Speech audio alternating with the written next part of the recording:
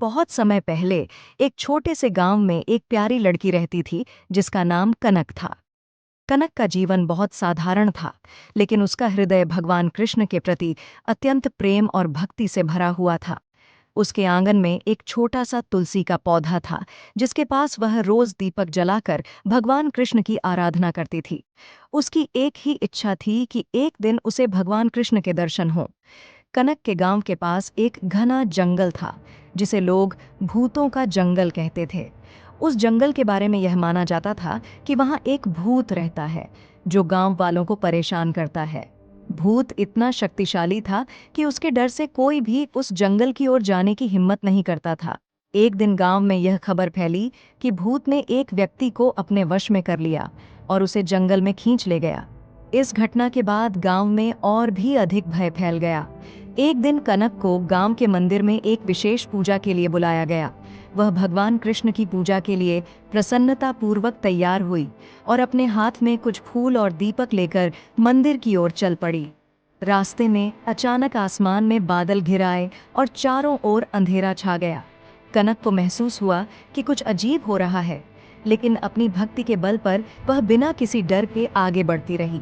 जब वह जंगल के पास पहुंची तो अचानक हवा तेज हो गई और पेड़ जोर जोर से हिलने लगे। तभी कनक ने देखा कि एक भयानक छाया उसकी ओर बढ़ रही है। वह भूत ही था, जो कनक को अपनी चपेट में लेने के लिए आया था। भूत की आंखें लाल थीं और उसका चेहरा विकराल था। वह हंसते हुए बोला, कनक, आज तुम मेरे हाथ से बच नहीं सकती।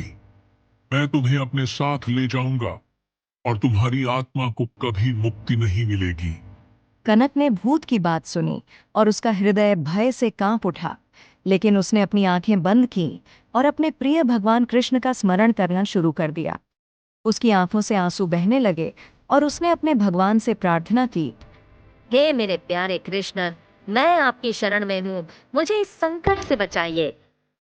जैसे ही कनक ने यह प्रार्थना की, अचानक आकाश से एक तेज प्रकाश की किरण उतरी।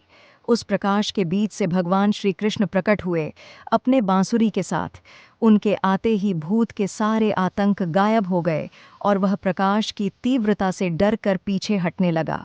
भगवान कृष्ण ने अपनी मधुर मुस्कान के साथ कनक की ओर देखा और बोले, मत डर कनक, तेरी भक्ति ने मुझे यहाँ आने पर मजबूर कर दिया है। अब मैं तेरे साथ हूँ और कोई तुझे हानि नहीं पहुँचा सकता। कृष्ण ने अपनी बांसुरी से एक मधुर धुन बजाई, जिससे भूत की सारी शक्तियां क्षीण हो गईं और वह वहीं ध्वस्त हो गया। भूत ने अपनी हार मान ली और कृष्ण के चरणों में गिरकर माफी मांगने लगा। कृष्ण ने उसे क्षमा किया, लेकिन उसे आदेश दिया कि वह अब कभी किसी को परेशान न करे। भूत ने कृष्ण से वचन दिया और वहीं विलुप्त हो गया। कनक ने जब अपनी आंखें खोलीं तो उसने देखा कि भगवान कृष्ण उसके सामने खड़े हैं। वह उनकी दिव्यता और उनकी कृपा को देखकर भाव विभोर हो गई। उसने तुरंत उनके चरणों में गिरकर आभार प्रकट किया और कहा, हे प्रभु, आप मेरी इतनी छोटी सी भक्ति का इतना बड़ा फल देने आए, यह मेरा सौभाग्य है। जो भी मेरे प्रति सच्ची भक्ति और प्रेम रखता है, मैं हमेशा उसकी रक्षा करता हूँ। तेरा हृदय पवित्र है और इसलिए मैं हमेशा तेरे साथ हूँ। यह कहकर कृष्ण धीरे धीरे अदृश्य हो गए, लेकिन उनकी उपस्थिति का एहसास कनक को हमेशा बना रहा।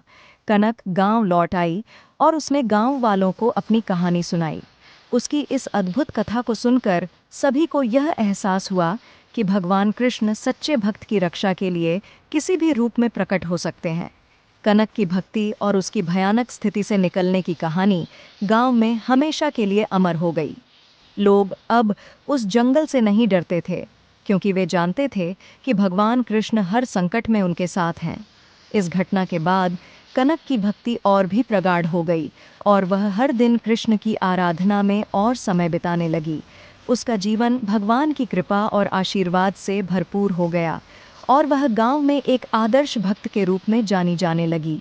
कहानी का संदेश: यह कहानी हमें यह सिखाती है कि जब भी हम किसी संकट या डरावनी स्थिति में होते हैं, अगर हमारा विश्वास सच्चा और भक्ति गहरी हो, तो भगवान हमारी रक्षा के लिए अवश्य प्रकट होते हैं। सच्ची भक्ति में असीम शक्ति होती है, जो किसी भी बुराई या संकट को दूर कर सकती है। भगवान कृष्ण अपने भक्तों की रक्षा के लिए सदा तत्पर रहते हैं और उनकी कृपा से हम हर कठिनाई का सामना कर सकते हैं।